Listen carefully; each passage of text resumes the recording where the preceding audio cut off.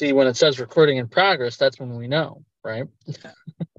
Well, so this is another episode of Movies in Minutes, and this week I have my friend, my husband, as some people call him, Ryan, on. True. Couple of things I'm gonna get out of the way before we get started on this. So we've only got 2 movies to talk about this week, just because of the way memes work. They just decided we didn't want to put anything else out. Yeah, too it's threat, not it wasn't a super huge secret, the ones that I was sending you trailers for. I tried not to have any in-depth conversation with you about it the times that I saw you this week. Suffice it to say, I liked the movies, but I figured I was going to ask you to be on and we could chit chat about it here. Sure. Yeah. But both the movies that we're seeing this week, for anybody that isn't living under a rock, are Barbie and Oppenheimer. We've got the fun Barbenheimer meme running around. I decided to be the odd guy out, and I went Oppenheimer, Barbie. I'm sure there were other people that did it too, but the meme just sounds weirder when I try saying Oppenheimer. I was gonna say Barbie, but yeah, it does kind of sound like a weird late night run to Arby's, but you're not getting like the normal thing. You're getting like something on like the menu, Yeah, or like it's like the ghetto place that's like trying to be Arby's, but they don't want to get copyright sued. So no, we're Oppenheimer. But yeah, Barbenheimer just rolls off the tongue better. I just not necessarily saying that's the order people should watch it in, but based on what you knew before I sent you the trailers for those today, we'll start with Barbie. Okay. What kind of thoughts, kind of feelings did Barbie make you think it's about, other than knowing that there's some relation to the Mattel doll of many years? What do you think the story was about? Watching the trailer, and I've seen a couple of the different trailers for it, I'll be honest, but I did watch it again before the video here. I feel it sounds kind of like a journey of self-discovery, of appearances versus reality, of like where like we see Barbie on the surface, we see as the fun, flighty, easygoing party girl, but then there's going to be a journey in the movie. She learns to be what she can be for everybody, not just for herself. So that's kind of where I thought it would go. I mean, it seems like it. Obviously, there seems like there's a lot in it. It seems like it's going to be some comedy, but then some serious as well. And I mean, the cast they have in it looks absolutely phenomenal. So. Yeah, I mean, we had, Margot Robbie is the star. We've got Ryan Gosling. We had Simu Liu, Will Ferrell. I mean, I'm sure there was a lot of other recognizable faces who didn't jump right out at me, name wise, but we've seen them in other things. Sure. Yeah. I mean, a lot of recognizable faces in the just even in the. So. Yeah. So as far as the self-discovery, you're 100% on point with that. The funny thing about this, and I mean it's not too hard of a stretch to believe, but all the female characters, with the exception of like 1 or 2, they're all Barbie. It's kind of just like they, hi Barbie, like they all refer to themselves the same way, and then kind of later on, they make subtle distinctions. Margot Robbie's Barbie, for the little bit of spoiler this might be for people, she refers to herself as stereotypical Barbie. Okay. In the most, true sense of the word, because she feels like she's like the generic, this is the standard model of Barbie, and then from there they kind of deviate. But on its face, there's nothing really different about her from any of the others. They're just, sizes, colors, hair, but they're all Barbie. I mean, like they've done that really well, I think, over the years, because Mattel had a lot of, when Barbie came out, it was just a look. But I feel like they've done a lot of different, colors and races and, nationality, even in the Barbies now. I mean, and I know some different names. Like, I think there's her sisters, when there's a cousin. But I mean, just the idea of, like American Girl dolls where there's like one for everybody. You know, there doesn't have to be like Barbie look. There's for everybody. And the movie doesn't shy away from things that maybe Mattel itself shies away from. There are definitely discontinued models that resurface in the movie that I'm sure, you know, longtime Barbie people are going to recognize, you know, maybe people that are like adults or grandmothers who are going to be like, oh my God, they're mentioning this thing that nobody talks about, you know, and it's pretty funny. Like it's, you know, cool to see that they're willing to be a little tongue in cheek about these things, even if like, you know, they don't produce those things anymore. Meme Going to that aside, point, yeah, go ahead. No, I kind of wish that, you know, and as much as some people love Netflix like He-Man show that was people that made He-Man, I kind of wish they had done that more with He-Man as well, because I feel like Barbie is kind of like the opposite of what I saw from He-Man, where like they're giving Barbie like that approach where like it's everybody. I feel like some of the thunder away from like the original He-Man to kind of modernize it, and it doesn't necessarily work as well as this does, because I think this is great from what I see. Yeah, I mean, and that's not you know, if it's done right, modernizing's okay, but if you do it just for the sake of doing it and then you kind of throw away a lot of the character, I think that's where a lot of people were upset with He-Man. I 100% agree, yeah. And I think you're right. Barbie does kind of stay true to the spirit of the character, the idea, the you know, all the things it represents. Yeah, I mean, like I said, yeah. the journey of self-discovery, I think, in Barbie, and I think like even with girls or kids that play with Barbie, it's the discovery. Barbie, it can be that person, lead you into, you know, that, whether it's Field, whether it's like Barbie, whether it's, you know, like I'm Barbie, like whatever, you know, you want, there's kind of a Barbie for that. Yeah, that's a good way to put it. The other thing I will say, despite the kind of dichotomy of, you know, Oppenheimer, you know, coming off as the more serious film, there is some like, you know, weighty, you know, possibly even sad moments in this movie. And I may have said it in jest, but like you almost wonder watching that one if you're like, geez, is this going to be the sadder of the two movies? Especially if you kind of know the history, you know, of what Oppenheimer's involved with. You're like, So, but it was good, and I mean, I wonder, given what you've seen, given what you know, was this something that you were you know, gonna see, or maybe are gonna see now, regardless of the meme? You know, and we've had this conversation before. Personally, I personally, you know, over the last couple of years, not been to a ton of movies. You know, with the COVID, the just kind of the fact that a lot of things go streaming faster. That being said, I am actually excited for this movie. I think, you know, do the justice or the idea of trying to get this. I think I'm going to see it at some point. So I don't know to the theaters, but I'm definitely want to see where it goes, you know, not just the trailer. Yeah. Cool, interesting numbers fact about this movie. Before we got on, I just kind of double checked for my own knowledge, because I don't normally care about the numbers as far as these things go. You know, I'm more driven by people's interest in seeing film. But Barbie's budget ran somewhere between 125 and 145 million. Sunday hasn't even closed out yet, and Barbie worldwide has done $377 million in its whatever it's Thursday, Friday, Saturday numbers. I think they've marked it as the largest opening for the year for a That's film. crazy. Yeah, that's sick. Yeah. Yeah. Well, good for them. You know.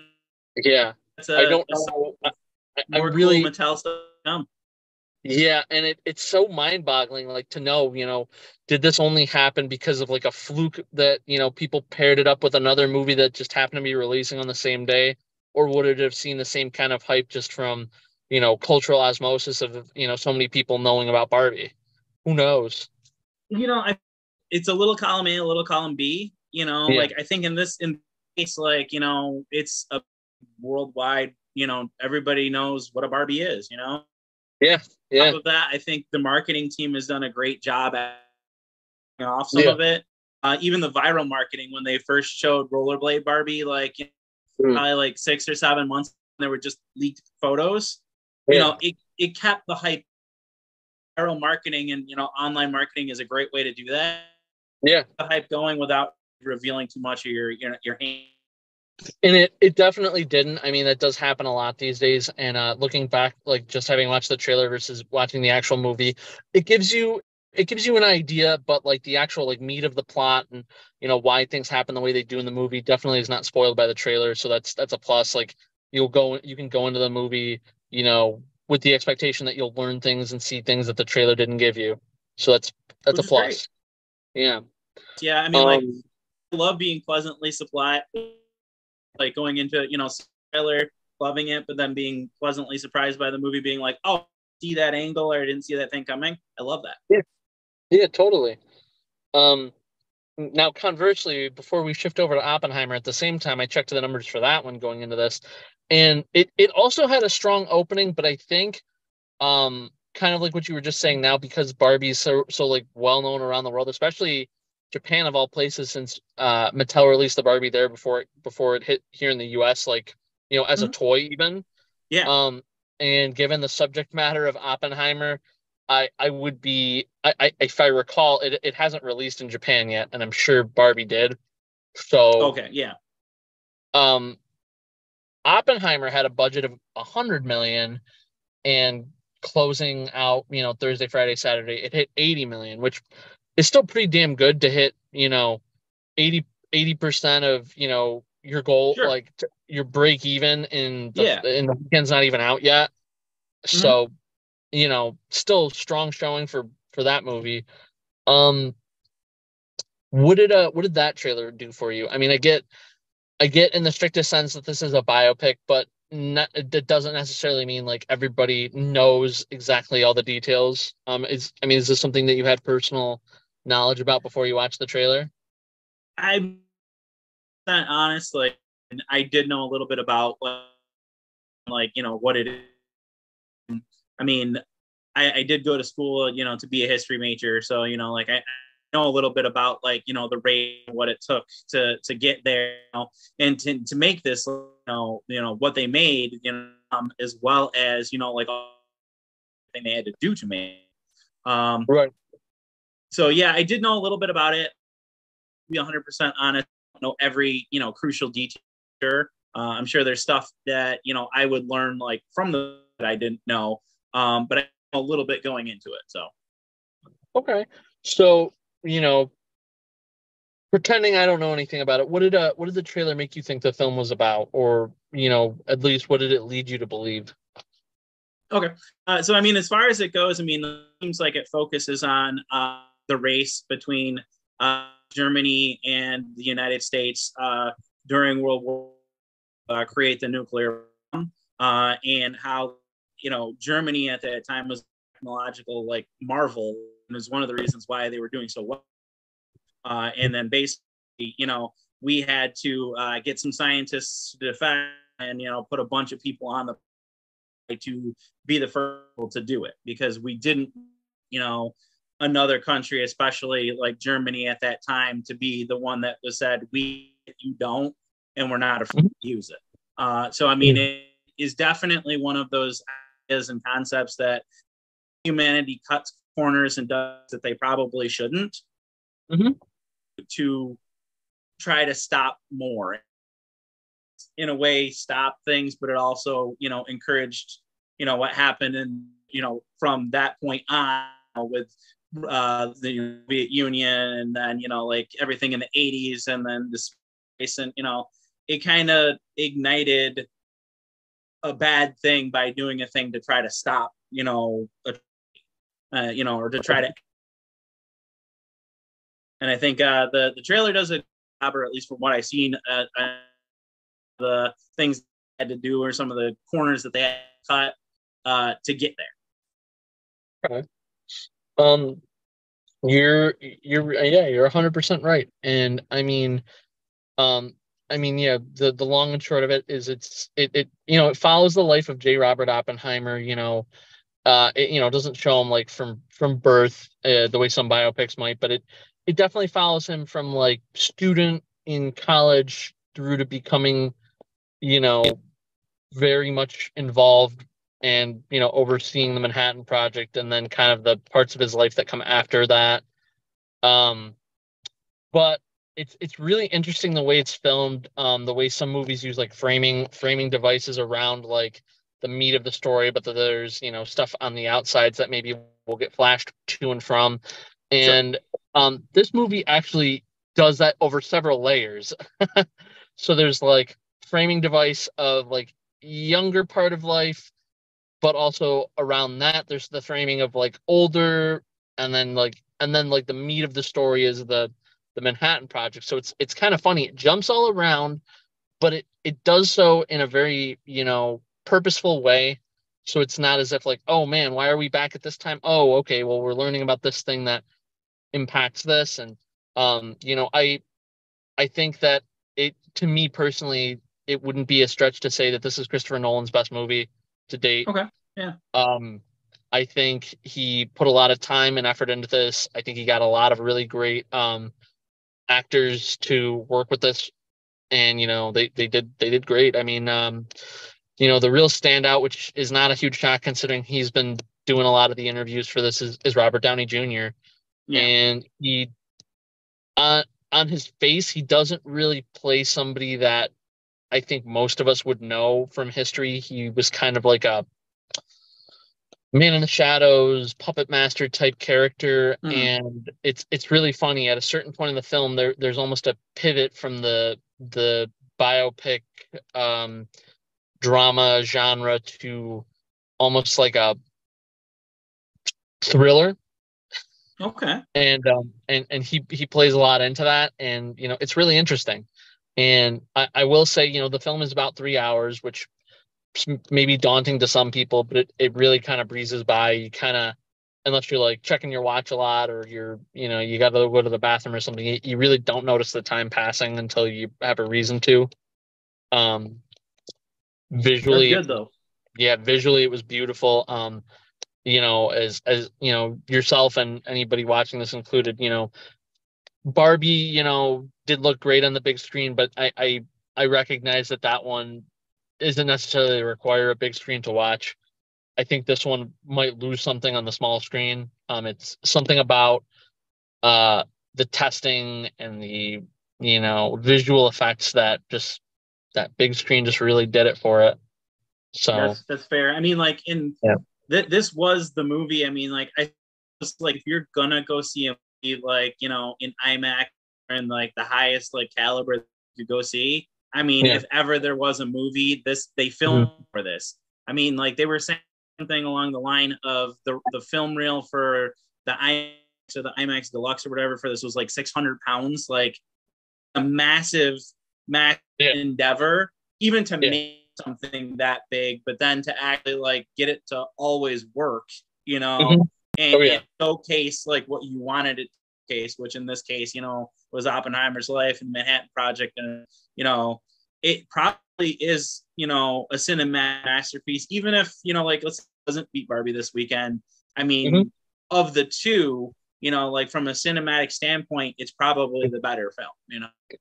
And I agree wholly. Like between these two, I mean, like I rank them both relatively high. I mean, excuse me, Oppenheimer, I gave a 5 2. You know, I don't, there really, to me, wasn't any flaws. There wasn't really anything I could speak to that I was just like, wow, they could have done better with this. If somebody watches this and they don't like it, the only thing I could think may bother them would be the length. But, you know, it's something that you can be warned about ahead of time. And if the time of a movie is really the problem, then yeah, it's something to, you know, maybe save for a home viewing, you know, watch it and, Sure. you know, break it up in 3 parts, you know, if that'll do it for you. But I mean, if it, any, like it yeah, almost sounds like sometimes that that's the type of movie that you know how plays have intermissions. That yeah, maybe it needs one. You know, I don't know where we would put it, but maybe it does need one because I mean it's you yeah. know not a fun topic. I mean it's a topic you So, know like discussing like war and like the fact that they were building a weapon at the time that they didn't even know exactly how it was going to work. Like in that trailer you sent me, they were like, yeah, there's a small percent chance it just kills everybody. Yeah. like, because they didn't know. They definitely knew that there were risks. They didn't know how to shield against the risks. It was just math being math, saying, hey, there's a percentage, of a chance that when we even test this thing, it's just going to ignite the entire atmosphere of the whole Earth. It'll just, just domino effect. And yeah, I mean, like, I personally, as somebody who's part Japanese, there's definitely some subject matter here that might rub people the wrong way. But it's to be kept in mind that this isn't a film of fiction. It's a film of, an account of history. So I mean, these are things that happened regardless of whether people like it or not. They occurred. So, and there is, and that's an important distinction too. Do we have to understand that, even though this is a cinematic movie, that it's filmed in a very way, and there's probably some things that are over dramatized because it's mostly fact. I mean, like, it happened. These people lived, these events happened, and again, don't necessarily have to agree with it, like it was a horrible thing that, happened, but it happened, like we have to know it happened, because otherwise just repeat those things, Yeah, hopefully not. The only thing that I would say that and I try my best to tread lightly when it comes to spoilers. We talk about the movies here, but I don't ever want to blatantly be like, okay, this is what happened, because then people don't have a reason to go see it. But I don't think that anything that actually occurs in the movie is really technically offensive. The only thing that would offend is the same thing that would offend if somebody were to have a conversation about Hiroshima and Nagasaki. It just they mentioned things that happened. They made a point to kind of tactfully understand that we're not going to zoom in and show things that we're not going to show somebody dropping this thing. We're not going to show it hurting people. It's spoiler alert here, we don't see 20 million Japanese people suffer. I mean, it didn't happen in the film. But which I mean, tactfully that especially because you said it's a biopic, and tactfully it's probably the right thing to do. We know it happened. We don't need to show it. So that being said, though, again, that one's still, I'd call it a 5. Barbie was a strong 4.5. It was really good. It's a comedy. There's some sweet spots, there's some drama spots, there's a little bit of everything. There was I don't know how to put it. There's a few moments, there's there's definitely some degree of you have to suspend disbelief just based on things that are happening in the film. But there's even further, there's kind of just moments where they explain nothing about certain things, and it kind of leaves you as the viewer not necessarily joyfully accepting it, but really more what? So that's, again, that I won't say what they are. Maybe other people who watch it might pick up on those things, and maybe understand them better. But obviously we don't ever want everything spoon fed to us, but certain things maybe do require explanation, and when we don't get them, it kind of, you walk a fine line between stoicism and just straight up leaving people hanging. And that is an issue.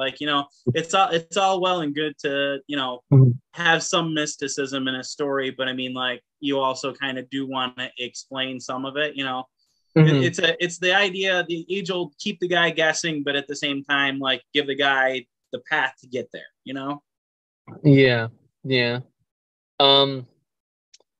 But no, I mean, so I know you said Barbie is something that you would probably watch at some point, not necessarily in the theater. What's your feeling on Oppenheimer? Oppenheimer, I definitely want to watch as well. I mean, I'm very conflicted on that because, like I said, we have had our discussion about the movies. That one is one that would be better, or would be more beneficial to see big screen, or see on an IMAX. I mean, between the audio and built that way. It was supposed to be that. So, but I see both of them. Like, I mean, both of them have been very interesting to me as a personal, even we're talking about. Yeah. So that's fair. Yeah. I mean, the only, I'm always going to be a proponent for trying to get people to the theater, but the one thing that I like knowing you personally and knowing the length of this film, I could easily see you breaking this up like over 3 nights with the misses, you know what I mean? Make it like an hour, and makes for some like, great watching for that week without having to like, maybe set aside the 3+ hours, but by the time you factor like previews and drive time and you know what I mean?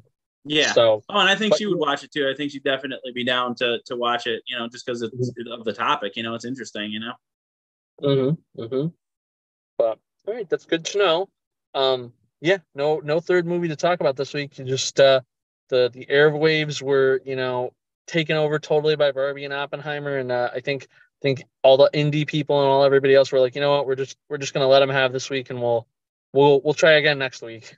Yeah, I think that was the case. Yeah. So the real question that I'm curious to see between our, obviously anybody watching this, if you watch this, relatively close to when we release it, we get the writers and the actor strike, coming out. So, things may start to shorten, we may start seeing less hitting the theaters, but, we got one last, Disney movie for the year that I can think of. I mean, unless I got anything hitting in the fall, we got Haunted Mansion next week.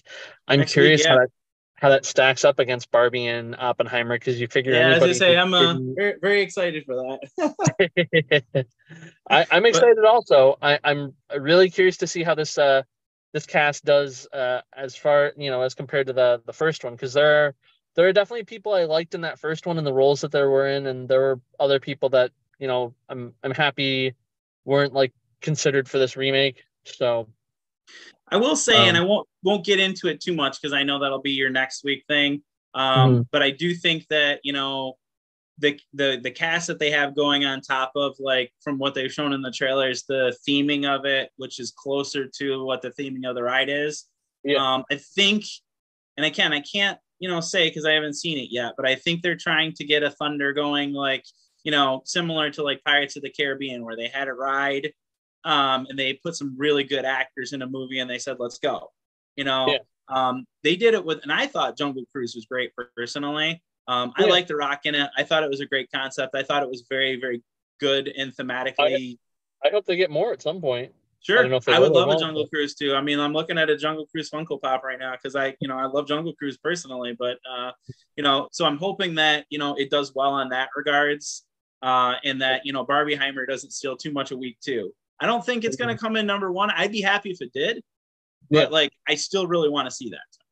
Yeah, I always worry like when these like big studios kind of just try to compete against each other, and sometimes they all lose, but other times you bet and you're going to lose yourself, and the other guy's going to come out ahead. Especially like Barbie, double, almost tripling what it made. Compared to what it costs, like, even though next week would just be gravy, people might be, on the gravy train. Sure. Yeah. I mean, and I will say the one thing that I will say about Haunted Mansion as well, and then I'll just be done with that, is that the marketing team that they've had for, the Haunted Mansion for like hyping up this movie, even with the strike, has been great. I know some people don't agree with it, but like, I thought they did a great job with how they set up the premiere, because even though the actors, decided nobody not showed to be up. there, They just had like they had it at the parks. They had like the costuming people. They had some of the set pieces. Like it seemed like a nice environment. Like at San Diego Comic-Con this weekend, they actually had little they had like these dune buggy things that are the ride. That's what you get in. And they had like those like lit up like purple, and they had people like on the front of them biking people around. It was like they have done a lot of cool theming, like to try to get people excited for it, as well as I think the trailers have been pretty good. But I think they're doing the best they can given the situation that they've got. Obviously, like the actors can no longer actively promote it, so they're pivoting, and some people would just do nothing, and Disney you know, Disney's been doing this a long time, so they've got I mean, they literally coined the term Imagineers. So Yeah. I they got respect the pivot. You thinkers. know, I respect the ability for a company to do that. Like if they see something's not working, to change it and see what sticks. You know, like that's a good decision. Is to any company, if something's not working, don't just keep doing it. You know, pivot. Yeah. Well, we talk regularly, so if you know end up somehow caving and catching Barbie or Oppenheimer, I'm sure you'll let me know. And hope Absolutely. everybody else who catches this lets me know as well in the comments. You know what you think of either of those movies. If you saw one, if you saw both, what order did you see it in? You know, did you like the order? I mean, personally, I'm telling you, the heavy serious movie first, and then the comedy after worked for me. But I'm hearing some people did it the other way because they might just be masochists. Who knows? They were looking for that punishment. They did. They did. They were just like, you know what? I don't care. You know, give me the big sads after the big haps. But Ryan, thank you for being on. And Well, thank you for this having has me. been another episode of Movies in Minutes. We'll catch you next time, guys. Have a good one. Subscribe to this guy. Thanks.